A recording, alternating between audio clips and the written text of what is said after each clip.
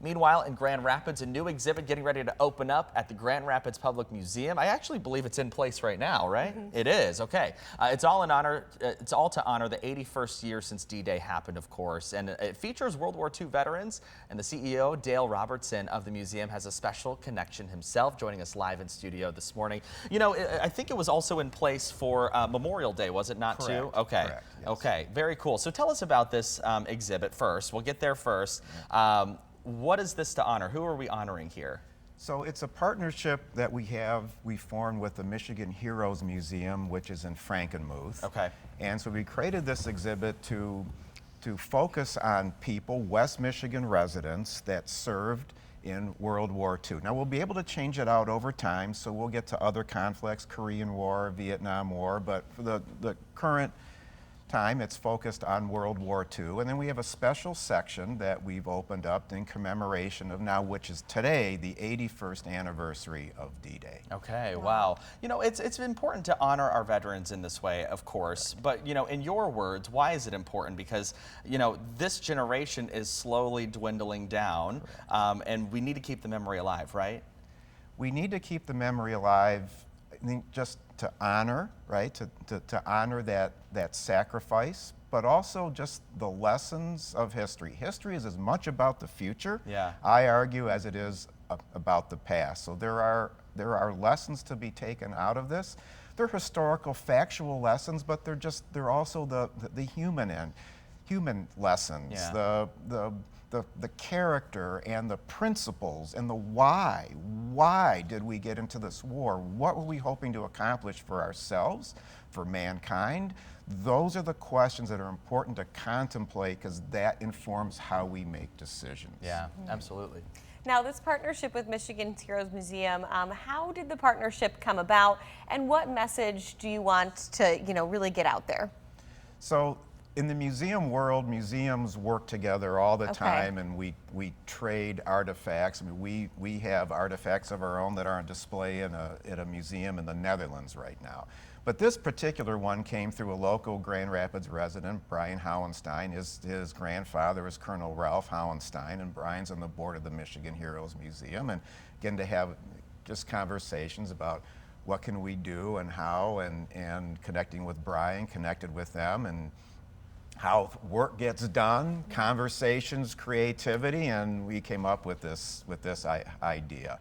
So you can see the real thing, uniforms, medals, and it's that being in the presence of the real thing creates the stronger hooks for future information to land on. It's those visceral and experiences that do impact us the most, I would argue. You know, a lot of this exhibit is going to highlight Michigan veterans who were in the war, right? And West Michigan. There you go. In particular. Yeah, can you tell us about some of the, I know your father is one of the ones that will be highlighted on this, but, who are some of the other folks that will be on this, in this exhibit as well? Well, I think probably one of the main ones is Virgil Westdale.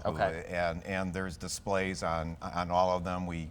There's 5 total, and we try to cover all of the branches of the service. So it's really worth just going down and looking and taking your time, contemplating, take it in. Yeah, I do enjoy going to go see some of those historic exhibits, or it is important to honor our history, especially during this time as we're hitting D-Day today. Yeah, tell us more about your dad's exhibit.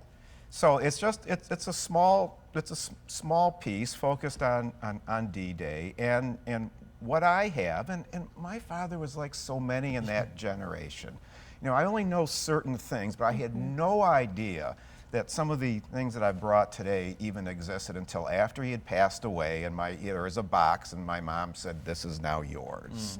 And so that's when I discovered that he had what was called the Order of the Day, and I've got it here, and I guess I can show it, but he writes the date. Wow. It wasn't dated. Well, and it even says June 6, 1944. Well, that was his own writing. Yeah, he wrote that in, because this was prepared. It was going to go out before, but was it going to be on the 5th? Was it going to be on the 6th? Was it, because it all depended on weather. And it was originally planned to be on June 5th. the weather was bad. I remember my dad saying to me there was a break in the weather, and so June 6th was the day. And 175,000 of those actively engaged in D-Day got the actual paper. The words were also broadcast to the armed forces over radio. Yeah, so Wow. why is this specific proclamation here as important as it is, just for the folks at home who aren't, particularly familiar with D-Day? So at the museum, we present facts and the provenance of things, but then it's up to each one of us to make our own interpretation. So I'm giving you the Dale Robertson interpretation. Okay. All right, perfect. of why I think this is such an important thing. And so as I think through it, you place yourself in the feeling about General Eisenhower writing this ahead of time. It's that last words before going into battle. He'd written then he had a piece in case it failed. And then you're a soldier and you're about to go into battle. And this is what, for some, the last thing you read. Yeah. Wow. And then And this is from General Eisenhower. this is from General Eisenhower, distributed to all the soldiers, and there are 175,000 that got this going into battle. Yeah. And the words, I just feel, are just so strong. Would you mind reading a couple lines? Well, I'd like to read a couple of lines, and then I'd appreciate if Okay, you... yeah, we were kind of talking beforehand. We're going to kind of If do you like a would little close back out, and forth. Yeah. what we tend to do at the museum is we do unique, I believe, in the nation of putting artifacts and specimens in people's hands. Yeah. Okay. For all those reasons. So I'm going to read a line or two, and then if the last two paragraphs, you finish us Okay. out here. So, and it says, you will bring about the destruction of the German war machine, the elimination of Nazi tyranny over the oppressed peoples of Europe, and the security for ourselves in a free world. And then beginning right down there. Okay. It says, I have full confidence in your courage, devotion to duty, and skill in battle. We will accept nothing less than full victory. Good luck, and let us all beseech the blessing of Almighty God upon this great and noble undertaking. Really powerful words when you think about it, and especially how you said he has to generalize his words until that day when he can fully publish the full weight of his meaning there. Yeah. Wow. And so when you're talking with your father in all of this, it sounds like you guys have had many conversations before. What were those conversations like? Did he open up about the war with you? Well, it is. So for that generation, there are things that they held close, Yeah. but it was just these kinds of conversations. The weather broke, Okay. and just the friendships that he formed through being in the Army. Yeah.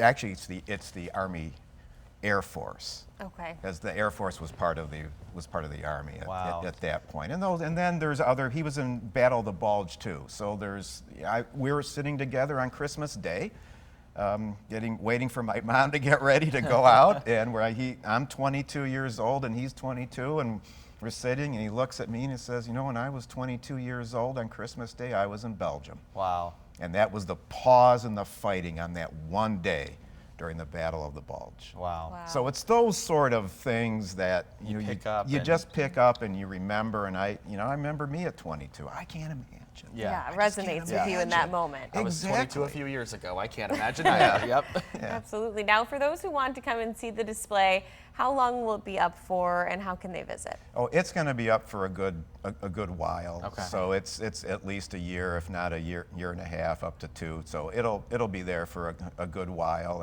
and for all Kent County, all residents of Kent County up to the age of 17, they all get in free as part of the millage that we have, and there's no special charge for this exhibit or any of our exhibits at the Public Museum. I want to ask you a question again about your father. For you, as we mark D-Day here, 81st anniversary, what do you think is the most important thing when you look back on your father's service? Why is it important for you to bring this to the public at the GRPM?